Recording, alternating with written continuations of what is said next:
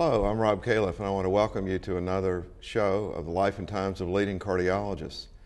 I think as most of you know who are watching this, I've had a lot of fun over the last year interviewing famous people in cardiology. The main goal of these interviews is really to understand what makes people tick and what got them to the place they are and what they hope to accomplish. I hope by watching this, a lot of you will get some inspiration about what you can do to make cardiology better and to improve things for our profession and also for our patients. So especially privileged to have Clyde Yancy here today, someone who I've admired for a number of years. It's been a lot of fun, Clyde, watching you sort of go from being a heart failure guy to now being a real leader in cardiology, president of the American Heart Association. Welcome. Thank you so much. It's really a pleasure to be here, Rob. Let's dive right into it. Where did you grow up? You know, if you read my CV, it says Baton Rouge, Louisiana, but actually it's a small town outside of Baton Rouge called Scotlandville. I grew up in the 50s and 60s, born in 1958, and lived in an area that was truly segregated. So it was an unincorporated part of Baton Rouge, about 20 to 30,000 people. But it was a very simple community, and that's where it all started. What did your parents do for a living? Well, my mother, who I really credit for everything I've become, I was a school teacher. But she goes way back because I was born when she was 42. So she actually was the teacher of a one-room school that took kids from K through 8 and educated them throughout their experience. It was obviously in the rural part of Louisiana, but that's how her teaching career started. And ultimately, she became a science teacher. And get this, she was my teacher in junior high. So my mother taught me science and English, and that's really how this whole thing got started. Sounds like she taught you a lot. If you trace back your family, I know some of these subjects can be touchy, and I grew up in South Carolina, so I'm very familiar with all the historical things. Right. When did your family arrive in the United States? You know, it's interesting. The most linear trace I can come up with is my maternal great-grandfather, who was clearly the bastard child of the daughter of a slave and a white landowner someplace in central Louisiana. Everybody else has probably got a much more diverse history, and it's been hard to track it down, but I know that it at least goes to the end of the 19th century. But what's really intriguing to me is that each generation has moved forward, so literally from being sharecroppers to being independent farmers, to then having those persons who were able to first become educated and then obtain their college degree. It's pretty special. I like to tell people that my mother literally got a master's degree from LSU, coincident with the Brown versus Board of Topeka, Kansas decision. So that was pretty ballsy, to be honest with you, for her to pull that off. That's amazing. And you growing up, did you have brothers and sisters in the house? I'm the only kid. The only kid. It was Wow. me, my mom, no brothers and sisters. That is quite astounding. Yeah. You must have had some conversations that were interesting at the dinner table. What was really interesting is that we always had a very quiet, civil home, and we did have pretty erudite conversations from time to time. But whenever I'd go to friends' houses that had the brothers and sisters and big family dynamics, the thing I'd always come home and say, it was so loud there because there'd be so many things going on at one time. So that was the one little kind of quirky difference there. Now, you're a little bit younger than I am, but I grew up on the other side of the tracks in a segregated school system in South Carolina, and then things got integrated really in my high school years. In fact, that's why we won the state championship in basketball, and the team I was captain of, we had an integrated team. A lot of the other teams weren't, and we sort of cleaned house. You know, that's something you and I share, because I played high school basketball as well, and we became an integrated school system in my junior year in high school, and they immediately moved us up at least a full classification because we had an incredible track record of victories in the all-black districts. And now when they mixed the districts, they took us up to the next level, so we were gaming up, if you will. We were pretty competitive, but didn't have the same track record, but we were really stepping up.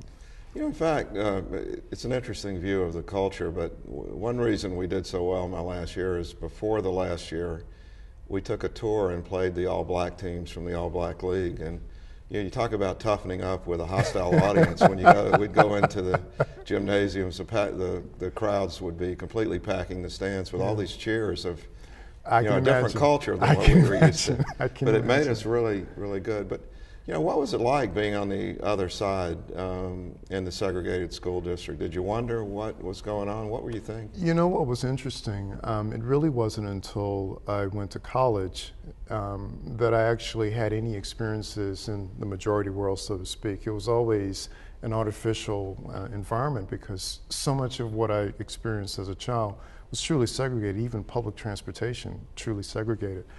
So I at least had some confidence when I was immersed, if you will, into a majority situation.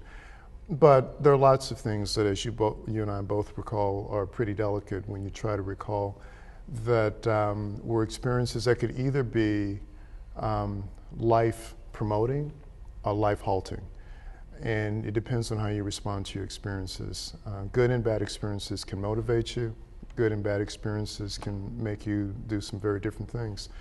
So I tried to learn as much as I could from my experiences, and going back to a theme that my mother taught me, those experiences really, kind of like you playing basketball, really toughened me. And her sentiment that was stated over and over again was, good enough isn't. In this world, you will always have to be better than. And it still sticks in my head now. Mothers have an impact, don't they? Don't they? I actually remember two experiences that gave me a little insight, although nothing like the feeling you must have had. As a kid, I remember running and jumping on the back of a bus. You mentioned public transportation. You just didn't do that if you were white, and I was scolded and brought up to the front of the bus where I belonged. So it made me wonder what it would be like to be on the other side. And then the other thing, as an adult, I remember being invited to the ABC. Yes. And I got there late, sort of breathless for my talk, and I opened the door, and I was the only white person in the crowd. And I said, gee, this is weird. And somebody said, this is how we feel all the time. So a lot to learn there. So you went on from a basketball and scholarly career with a mother who was driving you, but it sounds like in a very nice way. Where'd you go to college? Well, I started off at Southern University in Baton Rouge, and from there went on to LSU in Baton Rouge. There was a neat way that the state of Louisiana decided to get around the desegregation decrees, and it basically said, even though separate but equal was the doctrine in Louisiana, if you were enrolled in one school and a school proximate to that school had a curricular offering that wasn't available to you, then without paying another tuition, you could cross-register. So I decided after the end of 2 years in college that I would cross-register and go to LSU. And no one really thought that someone would do this. So I show up at LSU, and I have enough credit hours at Southern so that I'm qualified as a full-time student, but I go over to LSU to take organic chemistry. And I get there, and everyone's trying to figure out, why are you here? What are you doing? And I'll never forget this exchange. At Southern, I was accustomed to meeting all of my professors. At LSU, I went up to meet the organic chemistry professor, who turned out to be a really good guy.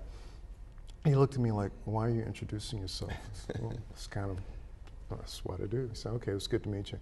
So then I said, by the way, have you had any students from Southern come over?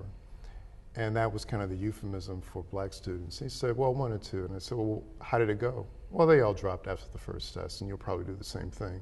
So, wow, he said that. Yes. So we went through the first test, and then we went through midterm and continued, and I always sat near the front. And he noticed that I was still coming back and still coming back. And this is at a time where grades were by your social security number. So he had this one social security number that kept getting really good scores on all of his tests, and he couldn't figure out who it was until the very end of the course when I went up to his office to get my final grade. And it was the one A that he couldn't account for, like, who was this person? The look on his face, Rob, when I walked up, it was priceless. It was great. These are the kind of stories, it's almost, I mean, in a way, it's hard to believe, isn't it? It is, but at that point in time, it was life as we knew it. And now in retrospect, it's like I said, you can either be stronger because of it, or you can be upset indefinitely because of it. And so your campus life then at Southern must have been different than your campus life at LSU. Just Very much so. I mean, Southern was a traditional, historically black college experience, and LSU was SEC. I mean, SEC. By the way, ACC, SEC in the discussion, okay? But no, from there I realized another dream, which was to go to medical school at Tulane. And that was really a phenomenal experience. I was quite young when I went there because I got a jump in grade school and then went through college in 3 years. So I was 20 as a med school freshman. So I basically had a backpack on one shoulder and a basketball on the other shoulder, and that was medical school. But it was a great experience. I promised my mother that I would still get my undergraduate degree. So at the end of my freshman year in medical school, I actually went back to Southern so I could finish off the requirements needed to satisfy Mom that I would have a BS degree, because she thought, there's no way you will not have a college degree. But Mom, I'm going to have an MD degree. No, you will get the college degree, and then you can get the MD degree. So yeah, as a freshman, rising sophomore medical student, I was back in college. But it was all part of a very rich experience that I truly value. So the Tulane medical school, you know, I actually left a deposit at Tulane. I was going to go there. And at Really? the last minute, I decided to go back to Duke, where I'd been undergrad. What an amazing place. Charity Hospital, was it in full swing when It you were was there? totally in full swing, and an amazing experience. And anyone who's been through there, gosh, I can tell you that I saw rotating tourniquets for patients with pulmonary edema. And the emergency room there was the famous room 4, which is where all the trauma came in, a very small cubbyhole of a room that took the worst of the worst victims of all the mayhem that would go on in New Orleans. And as medical students, even we were knee deep in this. It was an amazing experience. And just across the street was the New Orleans Veterans Administration Hospital, Veterans Affairs now. And it too was clearly a safety net hospital before such a thing existed. So those were incredibly rich experiences. Did you have some mentors at Tulane or that had a big impact on you besides your mom? Well, one mentor in particular that I really credit for steering me in the direction where I've landed was a surgeon, Dr. Browder. I had a great experience rounding with him and being his student. And even though I knew I wanted to do something cardiovascular, that was clear, I was really contemplating cardiovascular surgery and started the interview process. And he pulled me aside and he said, I'm delighted that you're interested in surgery, but I don't want you to become a surgeon. You need to be a cardiologist. You like to process things too much. You want to do procedures and see positive outcomes, but you really like to cogitate, to really dig deep. And that's laudable, and I think you'll find the right fit in cardiology. So trust me, do internal medicine, do cardiology, and it'll be rewarding for you. And I just thought, you know, how terrific to have a mentor who could see your DNA before you knew what it was. To me, that's one of the amazing things about medical school. You can get to know people really well, and the people who are thinking about others become obvious fairly quickly, don't they, compared to those thinking about themselves. That's exactly right. And you try to pay that back, actually, and I hope I've done that over the years. I think that's obvious you have, but and so you went on from Tulane to where for internal medicine? So here's the interesting piece. I was almost at Duke for internal medicine back in the days where it was called 507. You remember those days? Oh, yeah. So I had reason to believe that I would get my first choice in the match. And I was wrestling with Duke, UT Southwestern, Duke, UT Southwestern, and actually listed Duke first. And my then girlfriend, who became my fiance and my wife and the mother of my 2 children, said, are you sure you want to be that far away? And that was all the prompting I needed to go to the dean and say, can we rearrange this? And I got permission to rearrange it and listed UT Southwestern first, and just had an extraordinary experience. I mean, talk about mentors. Don Selden, Dave Hillis, Jim Wilson, Dan Foster. I mean, clearly giants in medicine and cardiology that really took a personal interest in my career, and I couldn't be more grateful. I mean, you know, there's always been this relationship between Duke and UT Southwestern where people go back and forth, and it seems like the hands-on nature of UT Southwestern at that time was extraordinary. That is, these famous people were really there. They weren't. Right, they really took an interest in you. Yeah, even to this day, I can visit Jim Wilson or call him up, And it's very personal, it's very warm, and his interest is genuine and sincere. And it's been going on now for over 25 years. That's pretty incredible. So you were balancing, obviously, a love life and professional life at this time. What was your wife like, and what influence did she have on you? Well, as you know, she died about 13 years ago from breast cancer, but she's just one of the most extraordinary human beings I think I've ever known and probably will ever know. We have two amazing daughters that remind me of her on a regular basis. I would say daily basis, but now they're in college. It's just on an occasional basis. But she was an obstetrician gynecologist and was unbelievably caring and really loved what she did. So there was a very happy time where I was fully engrossed in what I was doing and she in what she was doing. And there was a unexpected hard stop in our life when we got the diagnosis. And you know, there are moments in life that are truly game changers, and sometimes that word is overused, but for us, August 12, 1991 was the game changer because two young children, two careers, it really looked like everything our parents had invested in us and all of our dreams were being realized, and then bam. And 5 years, 6 years after that, life really changed. And so it's been a real-time reinvention of life and direction. And again, as we said earlier, you can either look at these experiences and shrink away and just say, I don't want to re-engage, or you can learn from those experiences and move forward, and you keep trying to square your shoulders and move forward. Well, in my public health work I've been doing lately, I've learned a lot about breast cancer. It's a much more malignant, severe disease, usually in young women than older women who get it. So, and the same can be said in African Americans as well. Yes. So there are some challenges there.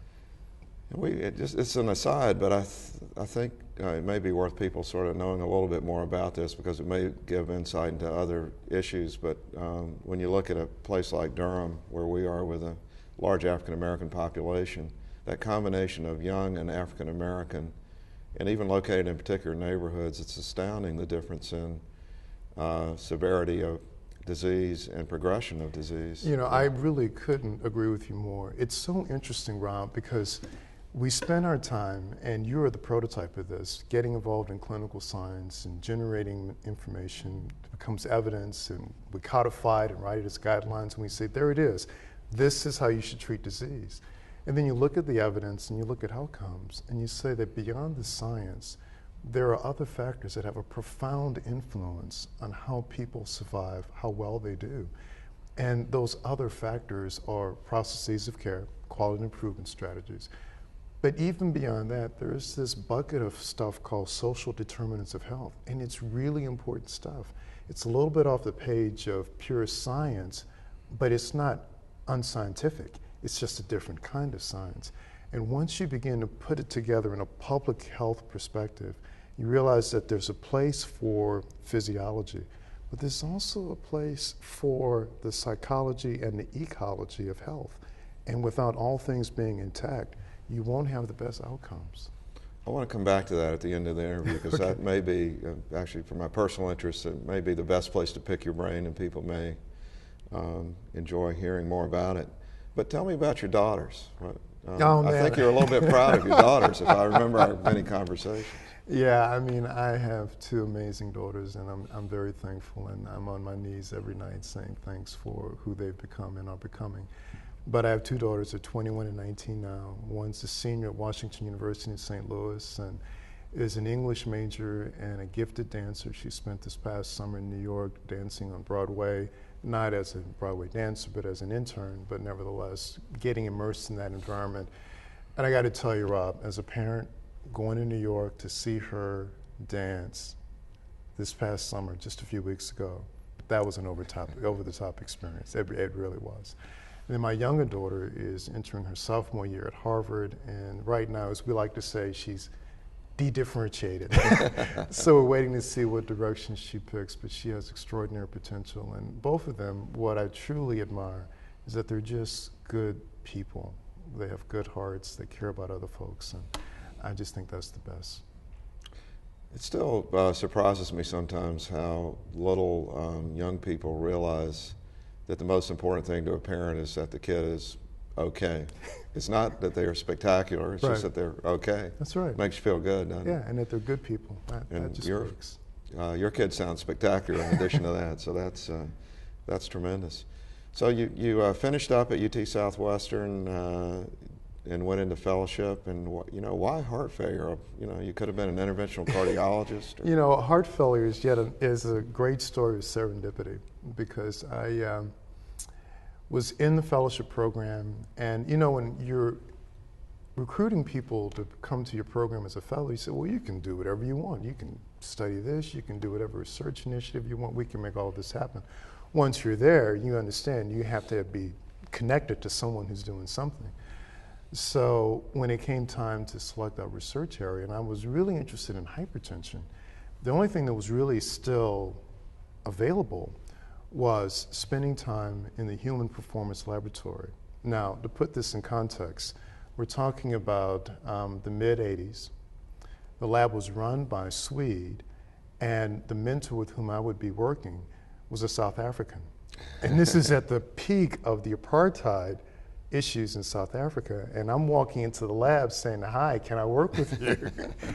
And working with Gunnar Blomquist and Brian Firth was just an epiphany. It was just a beautiful experience. And we started very basic with understanding what's involved in exercise capabilities, and went from there to studying skeletal muscle and looking at two ends of the spectrum, looking at really expert athletes, astronauts being the prototype, and looking at patients with heart failure and seeing the contrast. And one of the coolest things I've ever done professionally was to participate in one of the space shuttle experiments, and having to go down to Cape Canaveral and helping to design a catheter. Wow. And we measured central venous pressures in space. And then the really neat little boy experience was going out to California and being at Edwards Air Force Base, standing on the tarmac when the shuttle landed, and then hustling over to a makeshift cath lab in an 18-wheeler and getting the astronauts off the shuttle prone so we could re-instrument them and measure their central venous pressures. Wow. That was great. As you know, my two sons are both in the aerospace industry, and I think as little kids they would have dreamed that they could do something like that. They're now designing things, but the actually touching the. But that's where heart failure came from the research experience and getting involved in exercise function and looking at patients who have the least capabilities for exercise and understanding what's involved there. And everything else has followed suit. So you moved from the more sort of fundamental research then to a much more clinical orientation. Was that, you saw that as a natural evolution, or what were the forces? Well, my nature, my DNA as a physician is to be at the bedside. And so I went from the laboratory immediately into the clinic and built a large clinic right away, focused on heart failure. And again, some more mentoring from some giants in heart failure like Milton Packer and Jay Cohn, and basically say, understand and learn from what you do so that you can have some economy of your time. And what I was doing was heart failure and heart transplantation, so that really made it a very easy fit to start to work with heart failure patients from a research standpoint. But it took a while to get some real traction in that kind of clinical research. It was pretty unrefined then. It's become much more refined now. But it all just kind of fell into place. A lot of hard work, a little bit of luck, a little bit of opportunity, and it's just been a great run. Now, there was a sentinel moment for a lot of us thinking about academic medicine when you announced you were leaving UT Southwestern. And as you know, the chair of medicine and now the dean is a really good friend of mine who I admire a lot, Greg Fitz. Absolutely, and I have a great respect for Greg. But it really goes back to some of what we already discussed. That was a decision that was driven by personal issues more so than professional issues. And I really had this moment where I had to make a decision. And after what seemed like an endless number of days of either not being home or getting home very late at night, I got home one evening and my oldest daughter, who was just a sophomore in high school, left a note on the kitchen counter and said, Dad, I love you, but it's time for you to change your day job. And I thought, how many parents wish they had that opportunity? Yeah. And I basically told her the next morning, okay what? I'll change my day job. She thought, "Are you okay?" But you know, when your children reach out to you like that, it's important to be responsive. And everyone at UT Southwestern was very civil and very accommodating to my desire to move on. And you know, academic medicine isn't perfect, and all of us have recognized the tensions there. But by the same token, working in large not-for-profit institutions, such as the one I'm in now, represents a great opportunity, but it's not perfect. So you basically learn from the experiences as best you can. So what I like to say now is that I've had just a beautiful opportunity over 17 years to understand academic medicine, and now going into 5 years to see what happens in a not-for-profit system, not just an institution system. It's really interesting, and one word that you and I have talked about a lot is culture. The culture in an academic place like Duke at UT Southwestern is to really focus on science and research. I get it, I understand that. I walk and talk that way. The culture in a large not-for-profit system, such as the one in which I'm spending my time now, is about quality in the very specific way as many of you at Duke have defined and as we've done work on as well. And it's been wonderful to bring and blend those concepts together, because I think it fluffs out your portfolio, if you will, so you understand even more about medicine in the global context. It's great to understand the specific case, but to understand medicine as the broader discipline and helping groups of people do better, not just an individual, that's really a pretty fascinating moment. I'm glad you said it that way. That's very well said. And I want to come back to that, but you joined a colleague, Bill Roberts, over there, who I admire greatly. And as I think a lot of people know, the reason I'm doing these interviews really is that so many people would tell me they loved reading the Bill Roberts interviews Right. And as he's wound down from doing that, I thought doing it in a modern venue would be fun and people might enjoy it. How's Bill doing? Bill's doing great. He is active, he's fun, he's funny. And he's very engaging, and he's incredibly sharp. We do these roundtable discussions together that are published periodically in the American Journal of Cardiology. And he can always bring up the one penetrating question that just halts the whole discussion.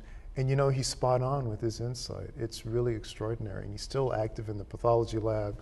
He spends hours each week with the fellows. And it's great to see someone go over real tissue, not data on a computer, but real tissue, holding it in the hands. So it's been a terrific experience. So you then became president of the American Heart Association. I guess I'd like to spend the last few minutes here just reflecting, or hearing you reflect on what you brought up just a minute ago, is how to pull all this together.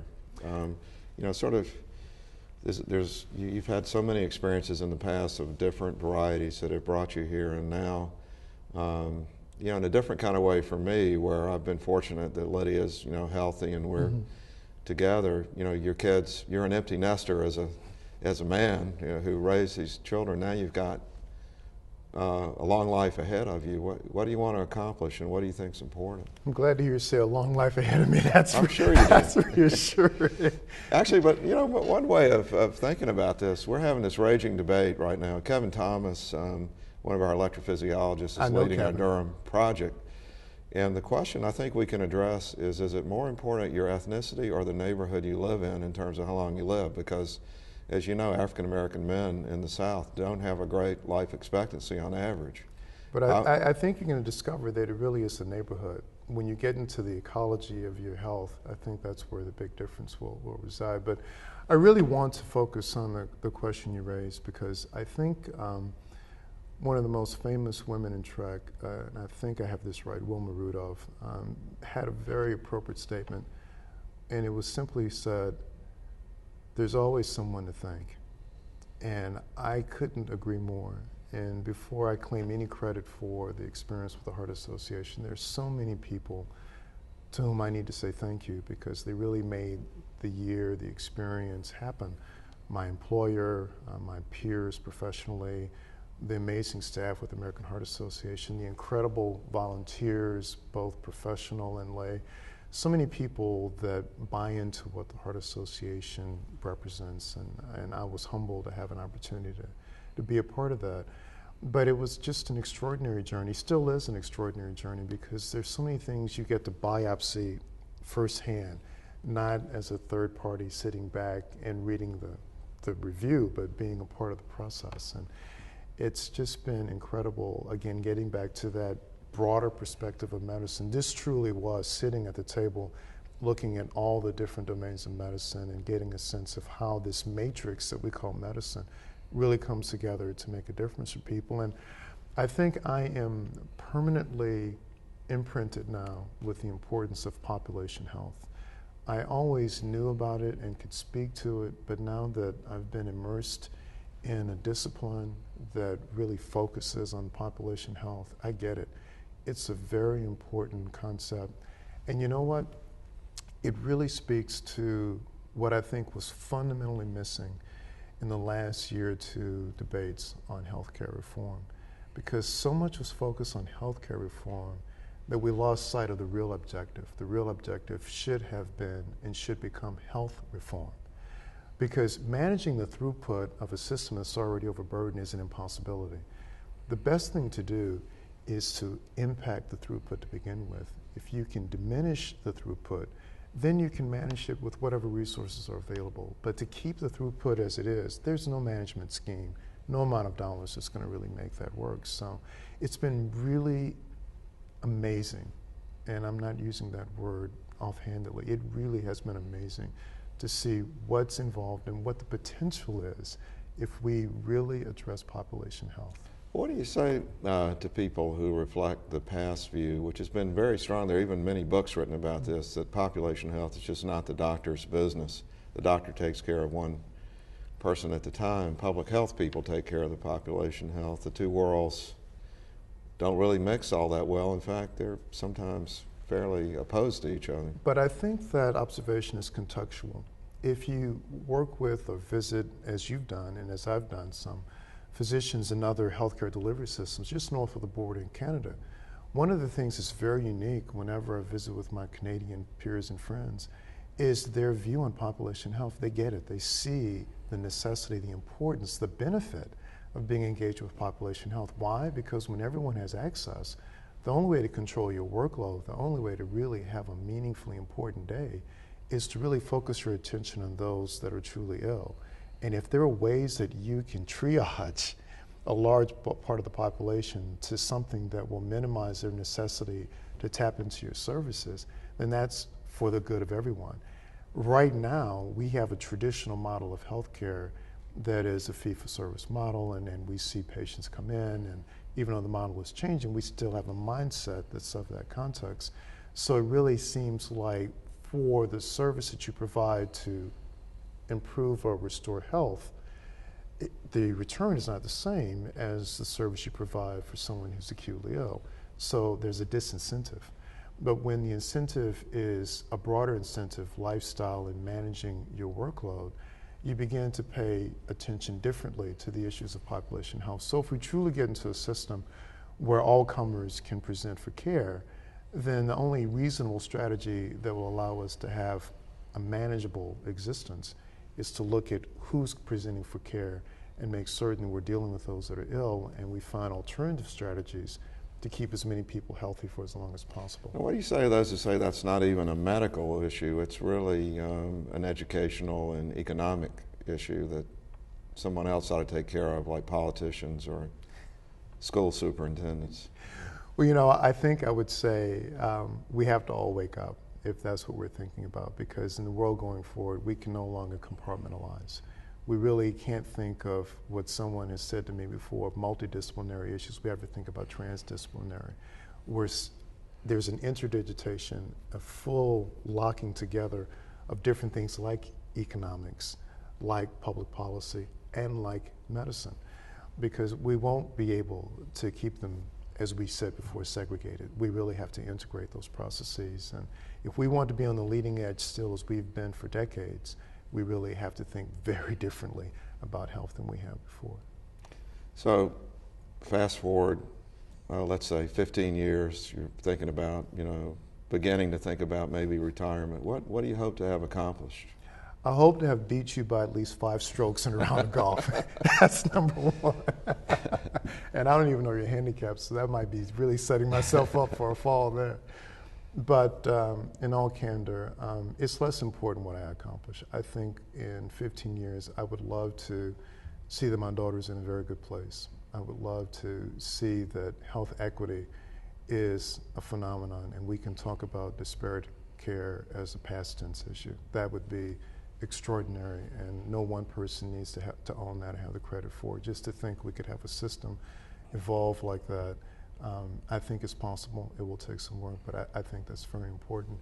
And I think to realize the vision that an ill individual will be able to receive care, good care, consistently, and have it done in a reasonably expert manner at all times, is something that I think we all should aspire. If those things can happen, regardless of who gets the credit, that'll be good. Well, Clyde, this has really been a lot of fun for me. I hope the audience will enjoy the interview as much as I have. And as you know, as I look back at our lives, Louisiana, South Carolina, there are a lot of similarities, different sides of the track, and then things come together. And I think we're really peers now with common goals. So I look forward to the next 10 to 15 years working with you to see if we can make this happen. Thanks, Rob. It's been a pleasure. That's great. Well, thanks for joining us. This has been a really fun interview for me, I think you can tell, and gives us a lot to think about for the future.